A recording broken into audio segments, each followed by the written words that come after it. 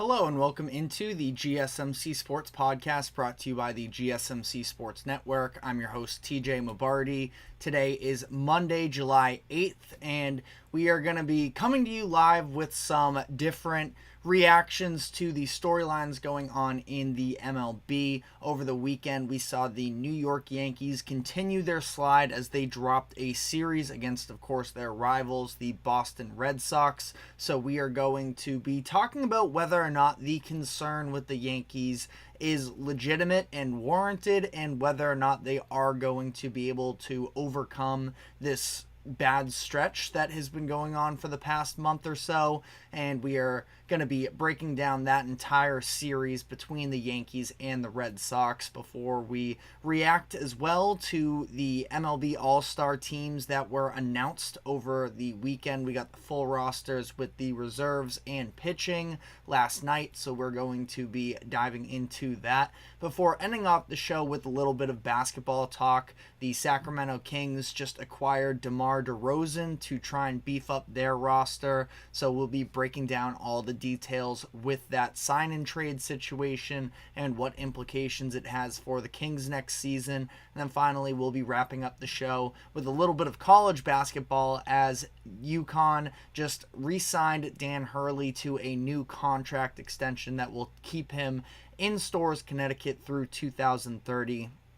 So we will be discussing that as well. But before we get into all of that, just a reminder to like, follow, subscribe wherever you keep up with us. To any of our viewers, be sure to use the comment section to give us all of your thoughts on the latest happenings in sports. And if you would like to become a bigger part of the show, you can use the link that is streaming across the bottom ticker, gsmcpodcast.net. You can leave a comment with a tip or donation, and your comment will pop up on screen for everybody to see. Anything would be greatly appreciated there.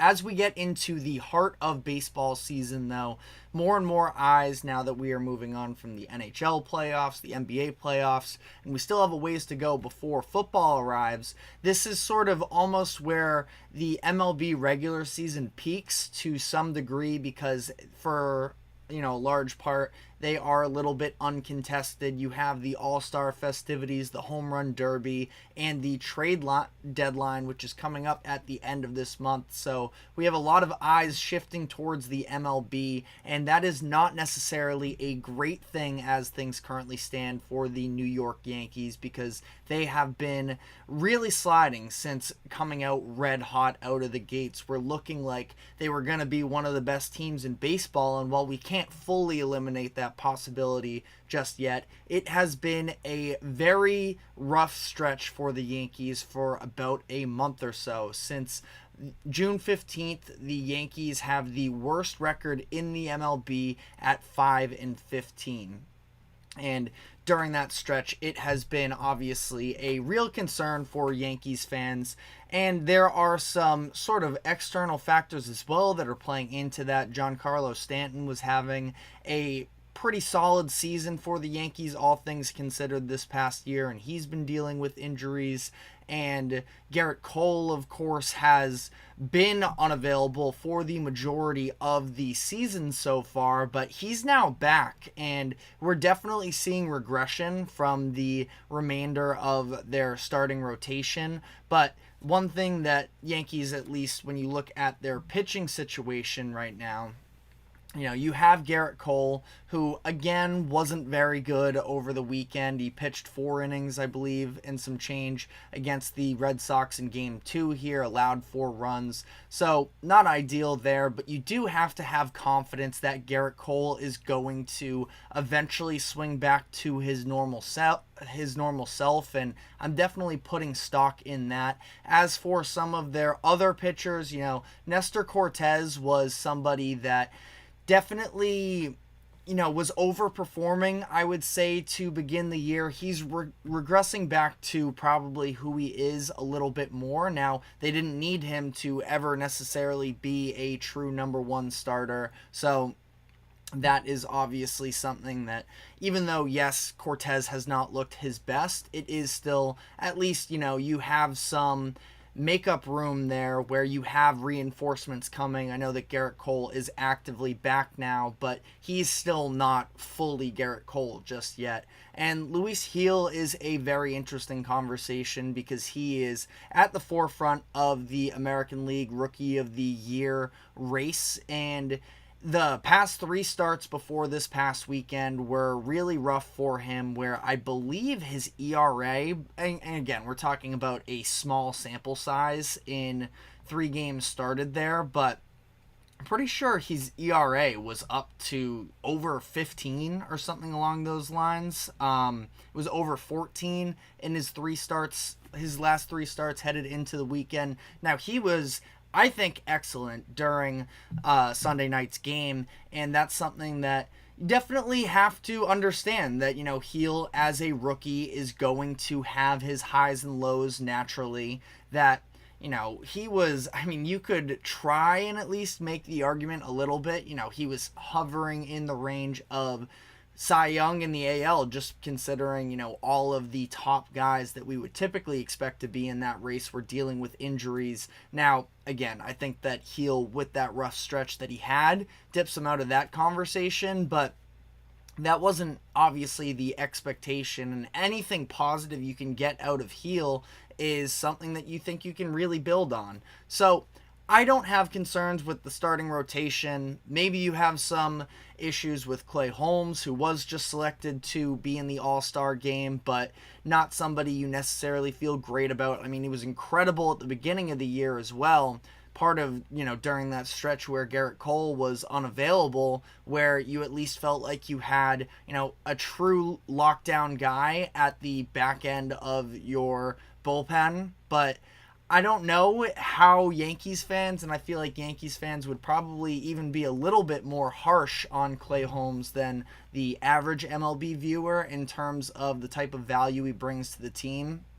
He's not going to be, a true, no sweat shutdown closer, but he is still a very valuable piece for them, and going to be curious to see whether or not they do feel like it is sustainable headed through the rest of the season, considering, especially in those high leverage situations late in games, it is definitely a mental battle. And that's one thing that if Holmes doesn't have the support of Yankees fans, it gets a little bit dicey. But again, I wouldn't overreact to that. My number one thing, though, with the Yankees is the fact that their offense was massively overperforming to start off the year. Now you have Aaron Judge and Juan Soto, who undisputably, maybe the best 2-man tandem in the MLB in terms of batting. And I'm sure there are members of the Los Angeles Dodgers who would like to have a conversation in that. But, Judge and Soto are, on that elite tier.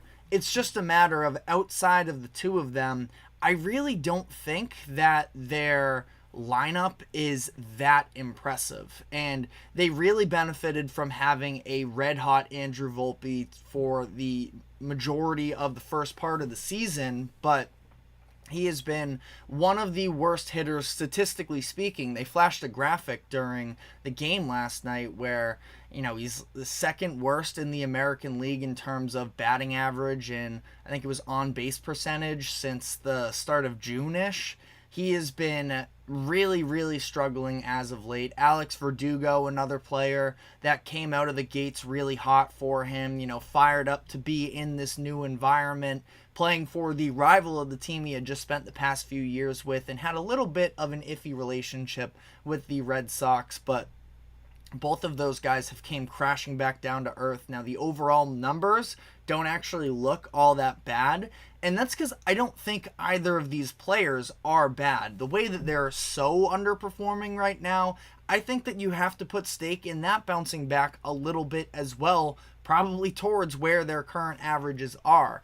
But they were never going to be players that you could consistently rely upon. And headed into the season, I actually had the Yankees outside of the playoff race, and I was feeling like a massive idiot for the first couple months. And, it was a lot of the concerns that I had with the Yankees then, I am still feeling now at this point in terms of outside of Judge and Soto, like how many of those players that are in the lineup do you feel great about, as they are really good offensive producers for us? And I just don't think there are many options there. Again, Stanton will have to see what version of himself he is when he comes back, but he's been pretty impressive for the most part, at least, with his standards in terms of where he's been the past couple years, hitting 250 right now and 260 at bats. That's a pretty good mark for him, alongside with the fact that he does still have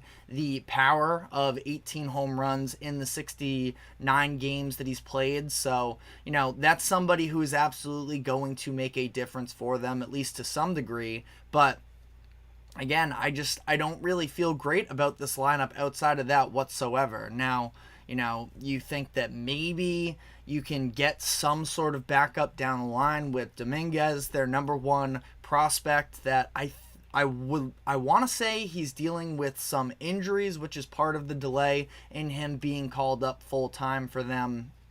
So maybe that emerges as somebody who can be a staple of their lineup. Who knows what they have with this Ben Rice kid, who of course hit 3 home runs on Saturday against the Red Sox. I mean, that's quite the way to, really establish yourself in Yankees Nation there. But obviously, Sunday struggled a lot more. The sample size is very small for him right now with just 55 at-bats, but, he's been playing. He's somebody who came up, was at least drafted as a catcher, and that's probably, I have to imagine, where they would like him to be long term. Playing the Red Sox specifically and seeing the 9 bases that the Red Sox stole in that game last series when Jose Trevino was behind the plate. We know he has his defensive struggles.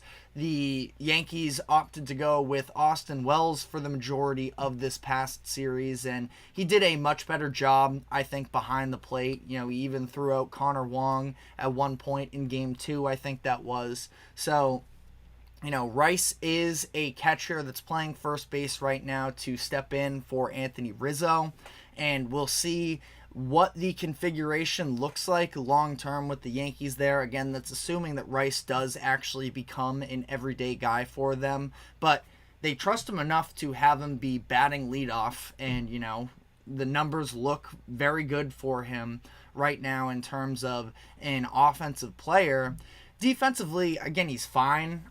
There was that ball that was thrown away on Sunday night when Heel tried to go to him at first base, but that was far more on Heel and the throw there than it was, in my eyes, to Rice and the catch. But just the day prior, he had a little bit of issues with a grounder situation. So, again, I'm going probably too long here on Ben Rice, but somebody that I do feel like could kind of take over long term as the catcher for them, that I would feel decent about. Now, it's just this weird combination right now, I do feel like, with this Yankees team, where they have some up-and-coming young players that you can feel all right about. With Rice, you throw Volpe into that conversation as well, Dominguez when he gets here. But, overall, there are also a lot of older pieces. And even also, you can throw Juan Soto into that youth movement as well. Obviously, not quite as traditional in terms of up-and-coming and proving himself, but he has arrived, and he's still just 26 years old, I think, at this point. So you feel good about that, but definitely the older bodies in that lineup. You talk about Stanton, Rizzo, LeMahieu, all of them. Gleyber Torres even, who's having a bit of a down season this year. Trent Grisham, who was actually all right in this past series, but he has really been struggling up to this point in the season. And the Yankees are in this weird spot where they're probably going to marginally buy at the deadline. The issue is they have so much money that they're going to have to dish out to Soto this offseason that if I'm a Yankees fan, I'm probably not getting my hopes too high on what types of moves the Yankees are going to move at this deadline in a seller's market. But we'll have to see. Ultimately, in terms of how real is the concern with the Yankees, I would say it's real in the fact that if you were caught up in the Yankees being the best team in the MLB for the first couple months, I would absolutely recalibrate expectations. The Yankees should be a playoff team in terms of having the worst record in the league through this stretch from mid-June. I wouldn't necessarily, go that far. The Yankees should be better than the teams that are behind them in the current playoff race, where, I mean, they're still very much in play. I don't think they're catching the Orioles. The Orioles are just continuing to take off here, but behind them right now for those wild card spots are the Twins, the Red Sox, the Royals, and the Astros are really the teams that are in the conversation. I do think that the Rangers can make the playoffs. Now, it wouldn't be for the Yankees spot at the top of the AL. They're 42 and 48 and 7.5 games back from the Yankees, so they're probably fine, is my point overall here with the Yankees, but they should not be, anybody's favorite, I don't think, right now to win the American League, let alone the World Series. So, again, I feel like I'm going a little bit, indifferent here in terms of the concern. They're not as bad as they've been playing as of late, but they also are not quite as good as we initially thought to begin this season, and the problems and concerns that we had about them coming into the year are coming to fruition. But we're going to dive into how some of those things played out in the series, specifically against the Red Sox over the weekend, where we're going to dive into a recap of the 3-game series. And we are going to dive into that after this quick break. Don't go anywhere. We will be right back. I feel like I'm losing my mind. Is everybody in the world blind? Please, Lord, give me a sign, a sign. I feel like I'm losing my mind. Is everybody in the world blind? Please, Lord, give me a sign, a sign. I wanna be the greatest. Everybody on the fake shit. I look around and feel like everybody is the fakest. I make this every day and I'm impatient, hoping one day I blow up from the basement. Statement, the top is so vacant. I don't hear shit that I think is amazing. Waiting for my day when I'm playing. Sold out shows for 1,000 faces. Hey, give me that crown. Get in my way and to be put down. It ain't your place, all this my town. If I want that shit, then I'll get it right now. I'm losing it, the noose it fits. I'm losing shit, a stupid myth. You choose to live or choose to dip. You choose to fight or lose your grip and lose a gift. Oh, I feel like I'm losing my mind. Is everybody in the world blind? Please, Lord, give me a sign, a sign. I feel like I'm losing my mind. Is everybody in the world blind? Welcome back into the GSMC Sports Podcast as we continue on some MLB conversations here, talking about the New York Yankees, and now we're going to be diving specifically into their series against the Red Sox this past weekend, which saw the Yankees go 3 straight weeks now, I believe it is, that they are yet to win a series. Like we talked about at the top of the show, these are two teams headed in vastly different directions, at least, given the recent sample size, where the Yankees have been plummeting since mid-June while the Sox have been heating up. Yankees with the worst record in the MLB since June 15th at 5-15. Meanwhile, the Red Sox have gone 14-5 in that same stretch, marking the best record in the league. So I'm going to be diving into this series in particular and just kind of ironing out some of the key takeaways. Game 1, Tanner Houck versus Nestor Cortes. This was, Houck looking for a bounce-back performance. He was just announced as an all-star yesterday, so a positive there, but he was coming off of the worst performance of the season for himself, personally at least, from last weekend against the San Diego Padres, and he didn't look great in this game either. Now, there was a rain delay that sort of broke up the performance here around the 2nd or 3rd inning, and when he came back, he came out looking strong, and then he came back and he had zero control. He was only able to give them 3 1/3 innings pitched, which was extra significant because the Sox were also just coming off of a 12-inning outing off versus the Miami Marlins on Thursday night. But Houck got no help from his defense essentially either, where you could see that Houck was struggling with his command and control in this one, and then he could have gotten out of the fourth inning without a scar really, but there was an error between a double play ball with Romy Gonzalez and Ceddanne Rafaela. They couldn't convert there, and instead that leads to Soto scoring, and then Houck ended up walking Volpe to bring in another run, and his day was cut short there. So, for as impressive as Houck has been for the majority of the regular season, this is, two of his, again, weird circumstances in this game, but two of his worst outings yet. And it is notable considering the fact that after that Padres game, we talked about it last week, he has now surpassed his career high in innings pitched in the majors, and we're not even at the All-Star break yet. So he's probably, you would have to imagine, I think the Sox have 6 games left.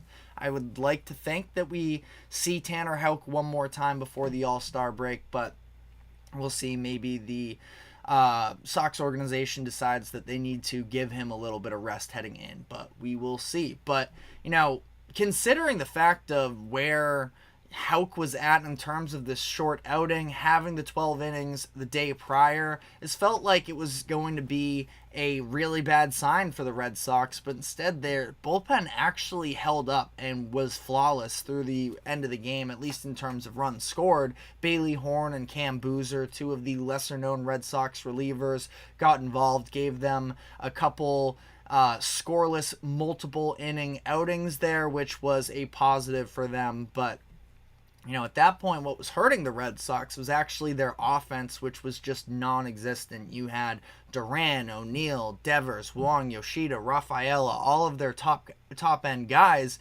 hitless going into the 9th inning. And, going into that 2 outs, it seemed like there's no way they were going to get a hit. And that was until Alex Cora made the decision to pinch hit Dom Smith, of all people, for Romy Gonzalez, who Romy was the only real production from the Red Sox offense that entire game. Dom Smith, with 2 outs, was able to hit a single, and then Masataka Yoshida coming up down early in an 0-2 hole, battles his way back and goes yard to even that game up in the 9th. Slayton ends up, getting the job done in the bottom of the 9th to get the Red Sox into extra innings, and it was Ceddanne Rafaela hitting the game-winning home run there to win the game. So that was a really impressive Red Sox win for them, and, it felt like they were dead in the water for the majority of it, but they came back, and ultimately, in terms of the Yankees in this situation, the offensive execution just has to be there against a very worn-out bullpen. Now, that's what happened in Game 2, where it was Josh Winkowski versus Garrett Cole. This turned into the Ben Rice game. If you hadn't heard it yet from the broadcasts or anything, Rice grew up in Massachusetts as a Yankees fan, now playing for the Yankees, got a chance to face off against the Red Sox and hit 3 home runs in an incredibly impressive outing where he hit a leadoff home run to establish the tone at the beginning of the game, and then he came back around for more damage in the 5th and the 7th. So, first time a Yankees rookie has ever hit 3 home runs in a game. Again, the future could be bright with him. Still have a lot to sort of figure out where he fits in here, whether it be at first baseman or at catcher, whether or not the offense is sustainable, but it was an incredible performance from him. And, the Yankees offense punishing a depleted Sox bullpen was the way that they were eventually able to take this game. It was a game up until the 5th inning where we did get another edition of Rafael Devers versus Garrett Cole. Devers, the player who has hit more home runs against Cole than anybody else in the MLB, and he did so again. It was a little questionable to even leave Cole in this position pitching for him at this point, wasn't necessarily having a bad start, but had been hit around a little bit, was already up to 87 pitches, going up against essentially his nemesis, the bane of his existence in the MLB.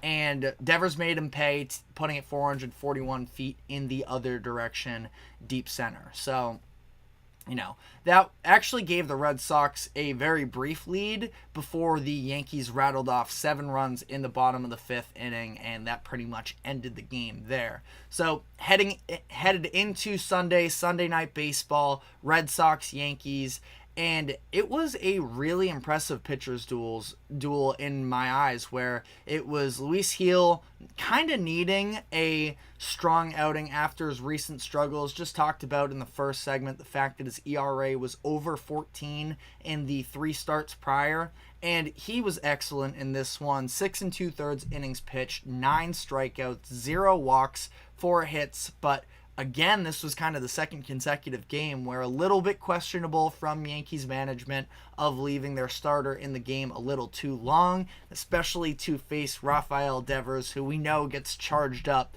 in these Red Sox-Yankees games, and Devers makes him pay in that situation as well. But, it was a very impressive job from Gil, but, as much as the broadcast booth was giving it a ton of love, ultimately, scoreboard-wise, it didn't really have an impact because we also saw Cutter Crawford with maybe his best start of his pro career for the Red Sox. 7 innings pitched, just 4 strikeouts, but 0 walks, 4 hits, and 0 earned runs, and he did so in an incredibly efficient way where I think, let me double check the stats here, but his final pitch count, I think, was just 68, and which is crazy. Again, I got to double check that number in particular, but he was absolutely incredible. Definitely contrasting styles between him and Gil. You can look at the strikeout numbers for that. 9 for Gil, only 4 for Cutter, but Crawford again was so efficient. 79.4% of his pitches went for strikes. He had 4 straight innings where he threw less than 10 pitches, and he was just getting ahead of all of these Yankees players, which does sort of speak to, at least a little bit, the lack of fear that everybody outside of Aaron Judge and Juan Soto puts in opposing pitchers. And Cutter actually did an incredible job against Judge as well, so maybe that's unfair of me to say, and maybe it was just a down series for the Yankees offense outside of that game too. But it was a really impressive job from Cutter, where the only time he really ran into trouble was in that 7th inning, when it was, of course, Juan Soto who hit the leadoff double, but the Yankees weren't able to drive him in there. That was the moment where Judge, if there was going to be a moment where he sort of stepped up big, he ended up getting put in an 0-2 hole early, and ultimately the Yankees aren't able to drive Soto in. Red Sox win 3-0 there. And they had gotten a little bit of insurance as well with a Rafaela home run and another Devers home run in the 9th inning. The Devers homer was crazy because at that point maybe it's almost just intentionally walk him in general, but they weren't throwing him pitches really to take yard. This pitch was, inches into the opposing batter's box, and Devers somehow just pulled it all the way deep. It was insane there. But Red Sox building up some momentum right now. 1-6 of their last 7 games. Now, keep in mind that is a sweep against the Marlins, sort of boosting those stats a little bit as well. But their last series before the All-Star break is going to be against the Royals for 3 games. The Royals are currently 1.5 games back of the Red Sox for that last wild card spot, so could end up being a significant series for the Sox in terms of whether or not the front office is going to buy or sell.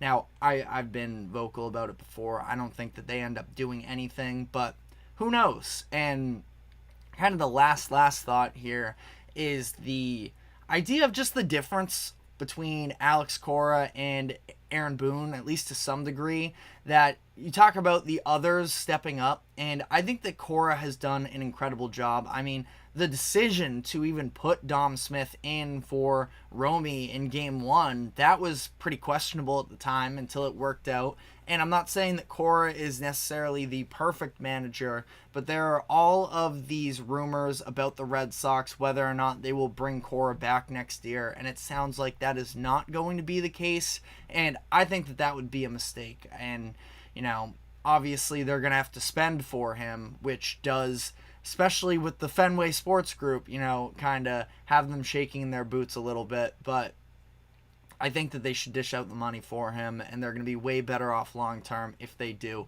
But let me know what your takeaways were from this series.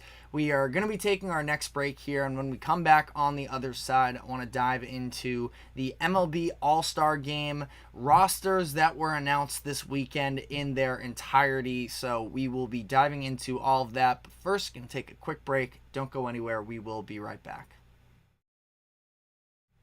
Looking for your daily fix of sports talk without having to pay for it? GSMC Sports Network is available on YouTube. Just search GSMC Sports Network. Get your fix of daily sports talk shows on YouTube. Absolutely free. NFL, college football, NBA, MLB, MMA, UFC, fantasy football, and so much more. GSMC Sports Network has shows running all day long, with new sports shows starting every 2 hours. Just like on your favorite cable sports channel, except GSMC Sports Network is absolutely free. Just search GSMC Sports Network on YouTube to catch one of your new favorite shows, like the GSMC College Football Podcast, Chip Shot Football Podcast, Hoops and Heels Women's Sports Podcast, GSMC Basketball Podcast, and so many more. Check it out for yourself. GSMC Sports Network, now available on YouTube absolutely free. Search GSMC Sports Network on YouTube right now. Welcome back as we continue to talk some MLB here. Over the weekend, we had the full rosters announced for the MLB All-Star Game, which is taking place in a couple weeks here. So we're going to dive into the full rosters and talk about, whether or not they got this right. So just a little quick recap here of the starters for the American League. We saw Adley Rutschman, Vlad Guerrero Jr., Jose Altuve, Gunnar Henderson, Jose Ramirez, Aaron Judge, Juan Soto, Steven Kwan, and Yordan Alvarez selected. Pretty straightforward there. The reserves, though, get a little bit interesting. Salvador Perez, Josh Naylor, Marcus Semien, Bobby Witt Jr., Carlos Correa, Rafael Devers, Kyle Tucker, Isaac Paredes, Jarren Duran, Riley Green, and David Fry. First takeaway from this group here of the reserves in the American League is, how about the Guardians, and seeing how far they have come this season to be a team that, was expected to maybe in the hunt in what was at least perceived headed into the season as a weak AL Central, and they have been phenomenal up to this point, 56-32, and not just that, but to see all of these all-star representatives on the offensive side of the ball, where that was not at all what was expected heading into the year. Jose Ramirez, who I think picked up his third career selection to the All-Star Game, which very much, deserved. I still think that there could have been a case for Rafael Devers starting over him. And even you could maybe throw in Jordan Westberg. I'm a little less high on that, but, I digress there.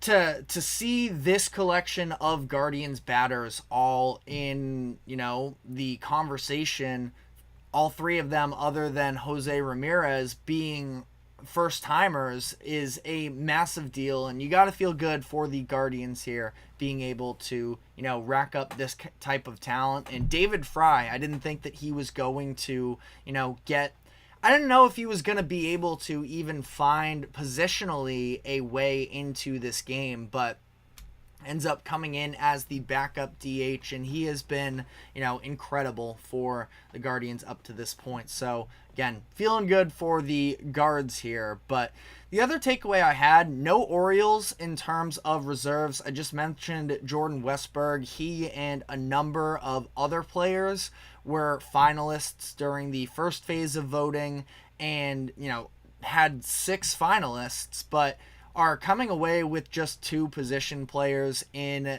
the All-Star game. Mountcastle, Westberg, Santander, and O'Hearn, all of them were in the conversation in terms of the fan vote, but the MLB chose not to select either of them, any of them, I should say, into the reserves, which is a little bit disappointing, I'm sure. Again, I think that Santander and Westberg were probably the ones who maybe deserved a little bit more credit or consideration for this, but Orioles are in a good place. They have Adley Rutschman and Gunnar Henderson as starters in this game, and 2 of the bright spots for not just the Orioles but the MLB as a whole moving forward, so can't feel too bad. Also did get a little bit of pitching representation with Corbin Burns. So on that note, moving into the pitchers here, you have Burns, Tyler Anderson, Garrett Crochet, Logan Gilbert, Tanner Houck, Seth Lugo, Tarek Skubal, Cole Reagans, Mason Miller, Kirby Yates, Clay Holmes, and Emmanuel Clase. I mean, this is a stacked group of pitchers in the American League, and have to feel good about that.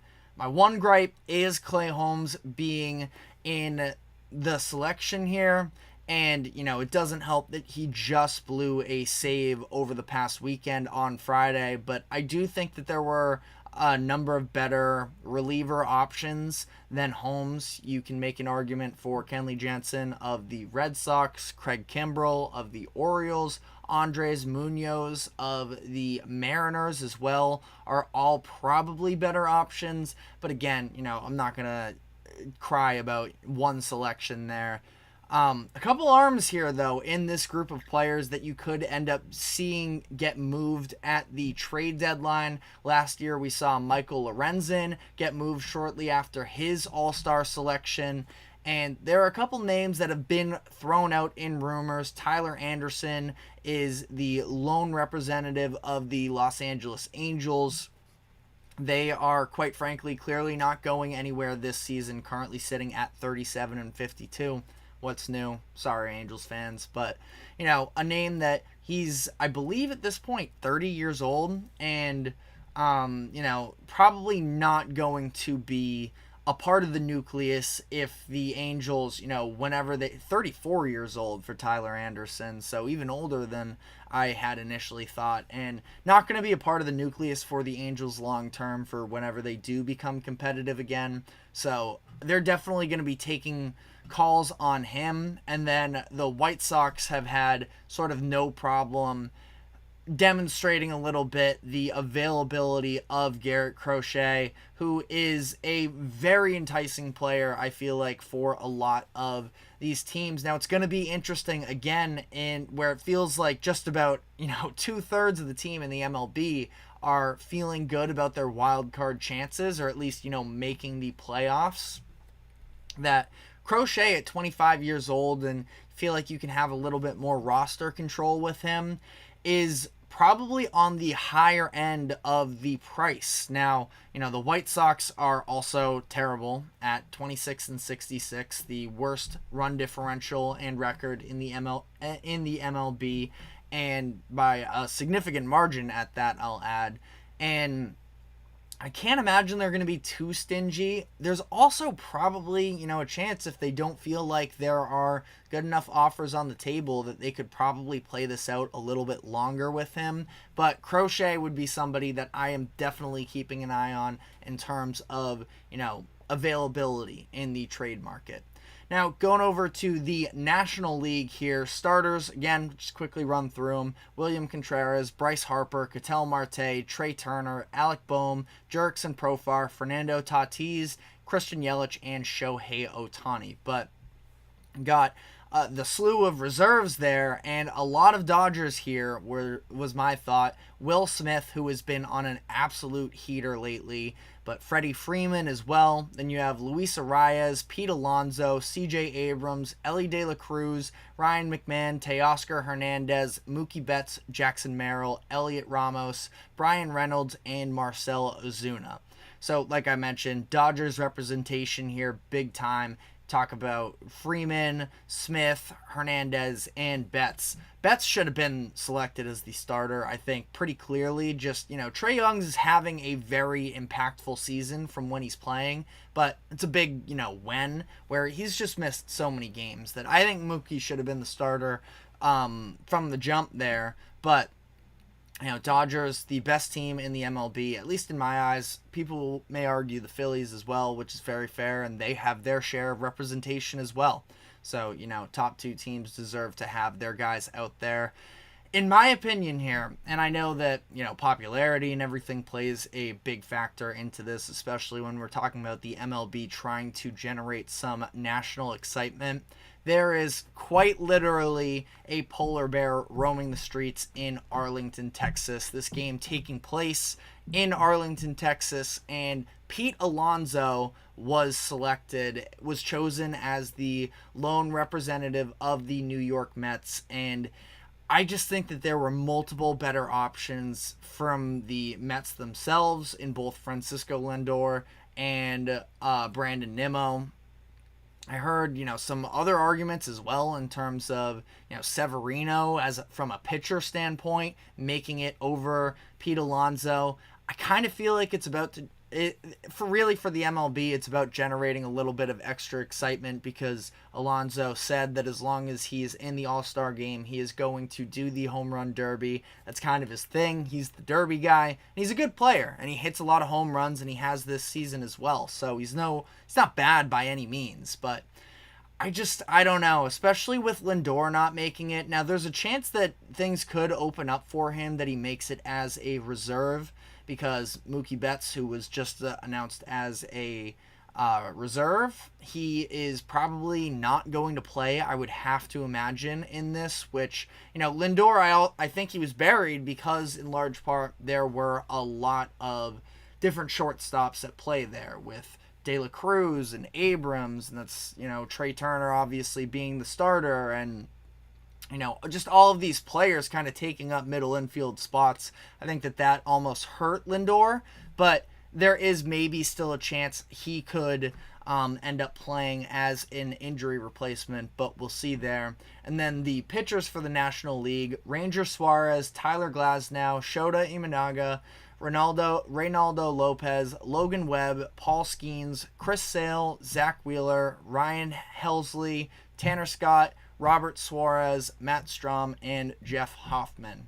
Obviously, out of that group, Paul Skeens is the name that pops out there. Having him and Ellie De La Cruz both on the same team, it is going to be something that gets people excited, and we'll see whether or not they actually make it in it. I think that there's kind of no doubt that Skeens should have made it. You can make the argument that because he hasn't played as many games as other players, he didn't. He's one of the most exciting players in baseball, and as at least if we're talking about current pitchers that are healthy, I think that he is top 10 in the league. And that's probably a little bit more on the conservative side as well, in terms of, planting your flag in Skeens Island here, that there are people who probably have him top 5, top 3, but I think even being safe, top 10 in the league, not even just National League, but in the entire MLB, currently healthy, Skeens is absolutely up there. And then my other thought was Shota Imanaga being here. I mean, it's interesting, the Cubs need somebody to play for them. Imanaga has had a 5.45 ERA since June 1st. Now, the first, portion of this season was incredible for him, but he's been getting hit really hard as of late. Ultimately, it was enough in the first half of the season that he was able to, establish this spot for himself. And again, the Cubs needed somebody, but this was an interesting one to me. But let me know whether or not you think we got it right or wrong. Maybe we dive into some snubs later this week, but there were a lot of names we just had to run through. So we are going to be taking our next break here, and when we come back on the other side, we're going to be diving into a little bit more basketball, actually, starting in the NBA, where the Sacramento Kings just acquired DeMar DeRozan in a sign and trade from the Chicago Bulls, and now the multiple-time All-Star is headed to Sacramento to try and help them establish themselves in terms of where the hierarchy of the Western Conference is, whether or not that is going to help them overcome not making the playoffs last year. So we are going to be diving into that. Stick with us. We will be right back after this quick break.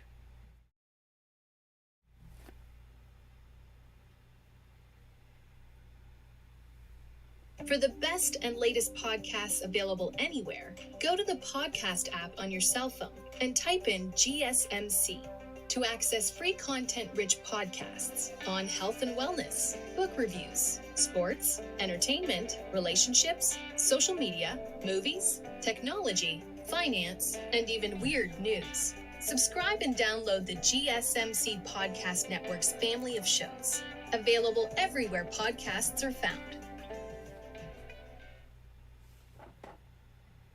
Welcome back into the GSMC Sports Podcast as we are shifting gears now to some basketball talk. Over the weekend, the Sacramento Kings acquired DeMar DeRozan in a sign-and-trade with the Chicago Bulls.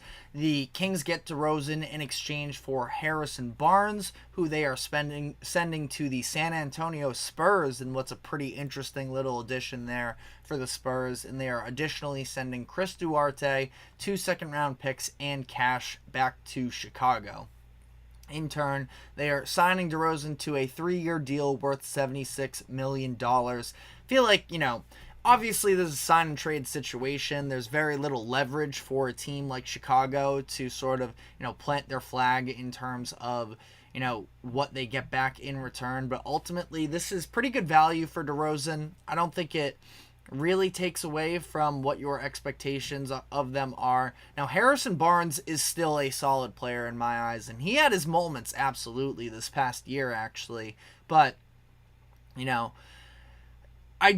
does worry me a little bit in terms of the wing depth, but DeMar at this point is a better player than Harrison Barnes, and I was surprised to see his name attached to this, now on a little bit of a decent number, at least for this upcoming season contract wise, that they had to get rid of in order to make room for DeRozan. But again, was surprised to see him get thrown into this deal as well, and to no less end up on the Spurs, who we'll dive into them shortly here, but maybe they're up to something right now. But DeRozan admittedly is not the perfect fit with the Kings necessarily, in terms of, he's not somebody who spaces the floor extremely well or plays elite defense, but he was the best possible option for them, at least in terms of not having to give up anything super significant. Again, I like Barnes,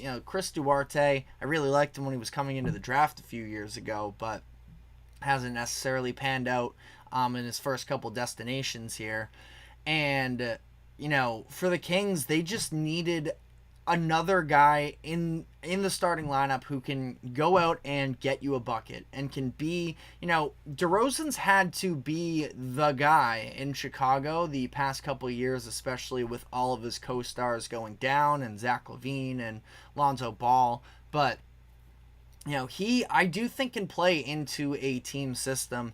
He hasn't really been on the radar for the casual NBA fan the past couple of years, considering the fact that he went to a largely uninspiring San Antonio Spurs team, and then with the Bulls, who were, fun for about the first half of year one in 21-22 before, like I mentioned, everybody sort of went down and things fell apart there. But DeRozan, I think from when he learned, especially when he was with the Spurs under Greg Popovich, he plays really good team basketball. And he's, I think, pretty heads up playmaking-wise as well, and understands what's needed of him. Now, it's definitely going to be an adjustment for him, going from being the number one option to probably option number 3. I'd have to guess that, Fox and Sabonis are going to take more shots than him next year. He'll probably be on the tier of like a Keegan Murray. And that might be a little bit difficult for him. But at the same time, if there's anybody, and this isn't anything to do with his personality, but career arc wise, if there's anybody that feels like they're going to be motivated to do whatever it takes to win, I think that DeRozan is in that conversation because he plays, the first handful of his years in Toronto. He ends up getting traded for Kawhi Leonard, and the Raptors win immediately. And since then, he's just kind of been hovering on these teams that really don't have super high expectations or aspirations. And, I think he's done a good job of becoming a leader, especially with that Chicago group.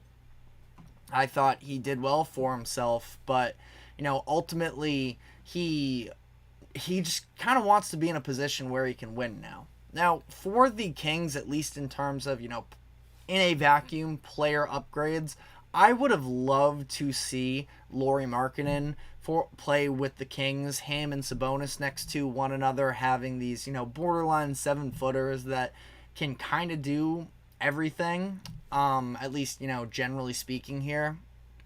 But it was going to cost the Kings a ton. And ultimately, going and making this move for DeRozan is, I wouldn't call it a no-brainer necessarily, but I think it is the right decision. And they end up getting him on a pretty reasonable price too, 3 years, $76 million, so just over 25. We see all of these other massive contracts that have been handed out over the offseason, and I think that can be really good value. Now, DeRozan at this point is 34 years old, I believe. Could be 36. I gotta double-check that, but he is in a position where, he's going to be committed at this point in his career. He's just trying to win. And again, in terms of the fit with the Kings, we'll have to see. I do believe that at the end of the day, somebody who can get you a bucket and isn't a net negative in the other aspects of the game is always going to be a positive add to your roster, where no, he's not necessarily a lethal three-point shooter. Actually did shoot 35% on catch and shoot threes last year, which, isn't anything eye-popping, but I don't think he's going to be a massive negative in terms of spacing, and I think he's been, extremely durable and available for the teams that he's played with over the years, that, the Kings are just trying to start the conversation by making the playoffs again. Because you look at the Western Conference, and we've talked about it time and time again on this show, it is extremely deep, and they end up losing in the play-in tournament last year, and, end up falling out of the playoffs. For the Kings right now, they're just trying to make it to the dance more than anything. Had gone through the 16-year playoff drought up until 2023. They want to get back to that spot. Now, if they are to make a playoff series, again, in terms of that spacing, will be interesting to see whether or not teams do respect him sort of off the catch and, above the break or anything. But I think this is the right move for the Kings. So looking at what their potential starting lineup could be next year, you have De'Aaron Fox, you have Keegan Murray, DeMar DeRozan, Domantas Sabonis, and then that fifth spot, the two-guard-ish spot, is going to be either Kevin Huerter or Keon Ellis. Now, Huerter had his personal worst three-point shooting season of his career last year. Still shot 36%, but not what we typically expect from somebody who's been, 39-40 for the majority of his playing career in the NBA. And, if he bounces back, I think that that's the perfect, spacing addition to that crew that can, win a lot of games during the regular season. And then you have, Malik Monk / whoever this other running mate of either Keon or Huerter, whoever doesn't make the starting lineup, along with Malik Monk, who I think was the sixth man of the year last year. I mean, obviously he didn't win it, but he would have been my vote. And, ultimately, are the Kings championship contenders? No, probably not. But I don't think it has to be championship or bust, like I mentioned, with an organization like the Kings, who are recently coming off of this massive playoff drought. They're just trying to be fun and relevant once again. And, I do think this is a pretty talented roster. Now, the bench is where my concerns are. Monk, my sixth man of the year last year. I think he would have won it if he didn't get hurt at the end of the year. whoever that other player is between Ellis or Herter to come off the bench with him. Outside of that, there really isn't a ton. Now, they just drafted Devin Carter in the lottery, older point guard out of Providence that, considering that he is experienced, I think that he can definitely carve out some playing time for them and give them real minutes. An absolute dog, Carter is. So, I would like to think that he's almost a little bit better of a version of what Davion Mitchell was for them when they drafted him 9th overall a few years ago. So, there's 3 guys there that can give you minutes, and an 8-man rotation can get it done. That's a pretty small, though, bench unit, and then you look at the other guys that they have, very little wing and big depth, where maybe Herter can play a little bit of the 3 for them. We'll see how they choose to go about their rotations and such, but they added Jalen McDaniels at least in the Davion Mitchell trade, who can give you at least a little bit more length, at least if it's just a body out there. I can't say, Jalen McDaniels has been number 1 on my most players watched situation, and maybe I'm just seeing him versus his brother, Jaden McDaniels, and thinking that he can be a good defender. But, the body type is one that definitely gives you positional flexibility and just length to throw out there. So we'll see how much Jalen plays in their rotation next year. And then Trey Lyles and Alex Len as your bigs doesn't really do it for me. Now, Lyles can shoot, so at least that's an option for you. Len, who was actually pretty good for them a couple years ago, but wasn't really used much in the playoffs or much of last season, as a whole, really.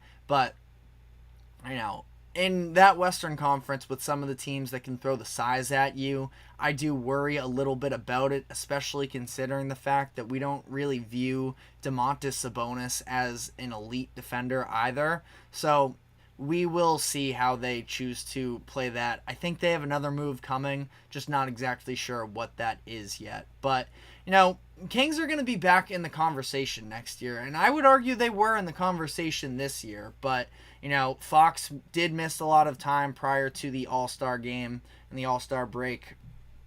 This team can succeed in the regular season, I feel like, no doubt. Again, championship contenders, I wouldn't go that far just yet, but a team that can definitely put themselves in a good position, especially with, one more move maybe to add a little bit of size to that bench unit. I'd feel pretty good about the Kings, but let me know how you feel in the comments section. We're going to be taking our final break of the show, though, and when we come back on the other side this morning, we got breaking news that UConn men's basketball is re-signing Dan Hurley to a contract extension, of course coming off of all of the buzz about him potentially going to the Lakers. So we're going to dive into that whole conversation after this quick break. Don't go anywhere. We will be right back.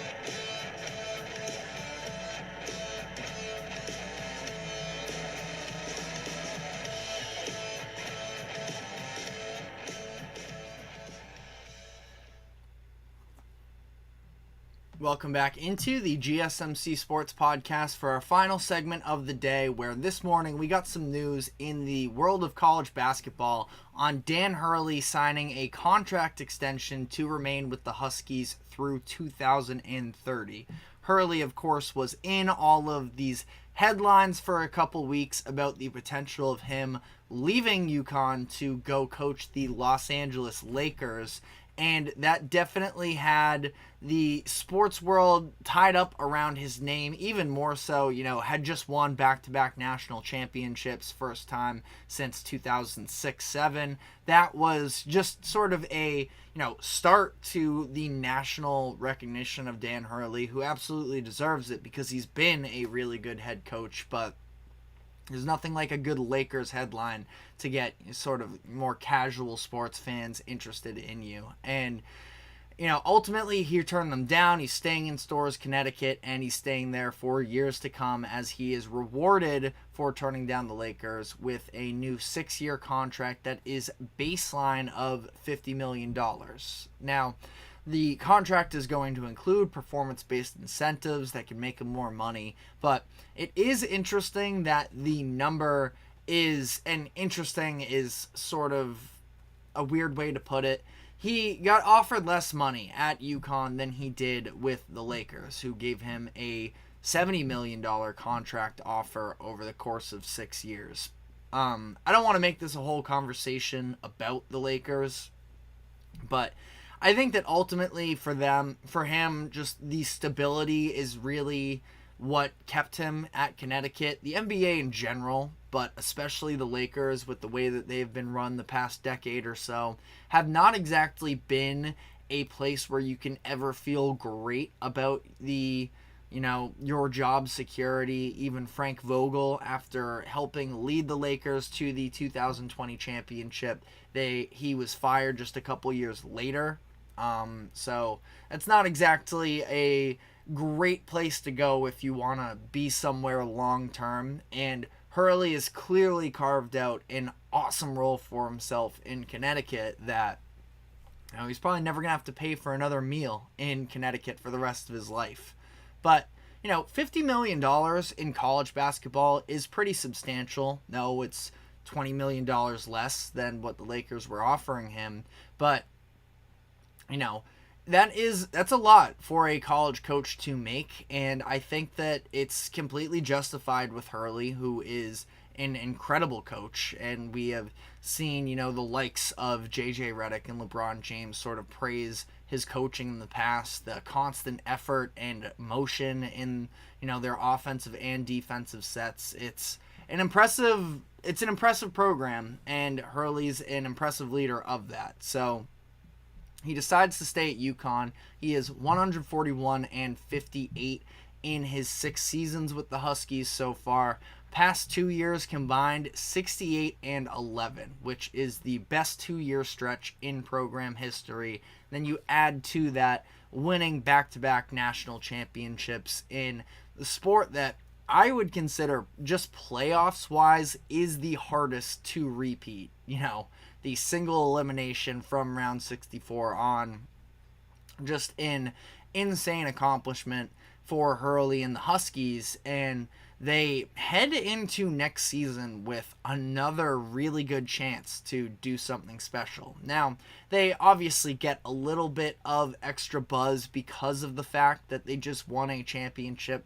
I wouldn't argue they are the most talented, most proven roster, but under Dan Hurley, and, you have to give him the respect, especially seemed like, even with losing Jordan Hawkins as a lottery pick in 2023, and you lose Adama Sanogo as well, and some of those key, Andre Jackson Jr., 3 of their key players that year, they were able to come back and, based off of, a veteran that's been there for a while, and Tristan Newton, having him level up, a player that could have gone to the NBA in Donovan Clingan but decided to return, and then getting a top 10 recruit in the high school class.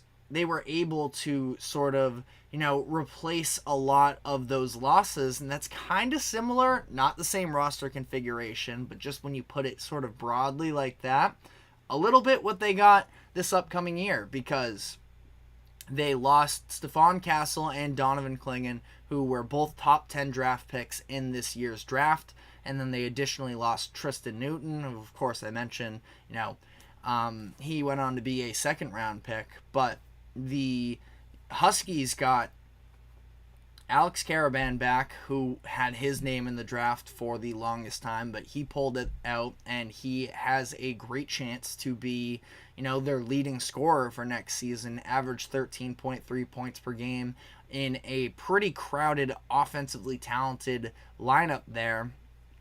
So he's going to get a golden opportunity.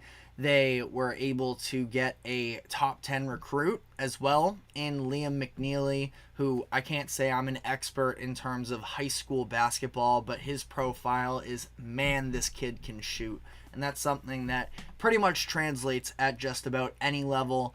I'm not sure how much on-ball creation he needs in order to do so, but I would have to imagine that, you put an elite shooter in the conversation with a Dan Hurley offense, he's going to get his looks and something that could be impressive there. And then, a veteran as well. This one going out of town in order to find that Tristan Newton maybe role, but getting Aiden Mahaney in the transfer portal from St. Mary's is a pretty big deal in my eyes. All WCC, West Coast Conference, in both of his seasons there at St. Mary's, headed into his junior year. And I think that he can, not be Tristan Newton quite with the numbers that he had going for him last year, but at least be, the reliable veteran that they lean on often. And, you have a lot of other, returning players as well off the bench, Solomon Ball, Hassan Diarra, all of those types of players that can at least, be in the conversation as well. UConn enters next season, at least according to ESPN, as the number 3 team in their way too early rankings. Now, we're still about 4 months away from the actual season, so you can't put all that much stock in whatever that means, but especially, a team that just won the national championship that is naturally going to get a little bit more, buzz coming into the next season, and let alone winning back-to-back national championships. But UConn's going to be in a great position again, and odds are going to be in your favor if you say you don't think they're going to win it, which, I can't say that I'm at least, in that mode of college basketball yet enough to, definitively give out my pick as to who's going to win it next year. But UConn is definitely going to be in the conversation, and with Dan Hurley, you just have to imagine that he is going to elevate the players on his team. Now, going to be a little bit of a younger group maybe than times in the past, but they have a couple veterans in Caravan and Mahaney that can help lead the way. They have a lot of players familiar with the system, didn't have many meaningful players for them transfer out, and they end up bringing in a super talented freshman, just like they did last year with Castle, but this time with McNeely, and I think that his skill set is going to translate. So definitely a lot to be optimistic about if you are a Huskies fan. I am a little bit curious because, again, this broke just a couple hours ago, so we'll see as all of the details continue to be announced in terms of, what a potential buyout or penalty would look like if you are Dan Hurley and you do have interest in coaching the NBA someday. Because, at this point, Hurley has expressed a lot of interest over the years about the prospect of coaching in the NBA. And this year, just clearly, and I think he made the right decision of turning down the Lakers and going back to UConn. So I think that, this wasn't the opportunity to make the jump, but there is absolutely, somewhere in those details of the contract that at least haven't, been publicly reported on yet, that what it's going to look like if he does potentially want out, and how much money that is going to cost him. Ultimately, an NBA team would probably cover those costs. But, it is something to consider about how steep the price would be to sort of steal Hurley away from UConn now at this point with his new contract extension. But again, we're talking about 2030 is when he is going to be, free agent is probably the wrong term, but, along those lines. He's just 51 years old right now, so That's kind of still plenty of time if he wanted to make the jump, not even at 60 years old. We'll see, because it is definitely an interesting conversation. He could just end up being one of the best head coaches in college basketball history if he'd like to. But there are going to be NBA teams that are going to, be knocking on his door in the next few years. So we'll see how all that plays out. But that is all the time we have for today. Thank you very much for tuning in to the GSMC Sports Podcast. Thank you to the GSMC Sports Network for allowing us to host this show.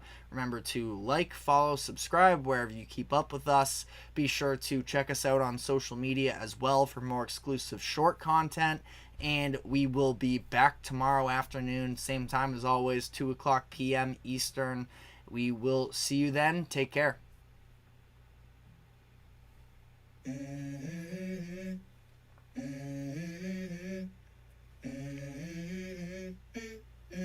Let's go.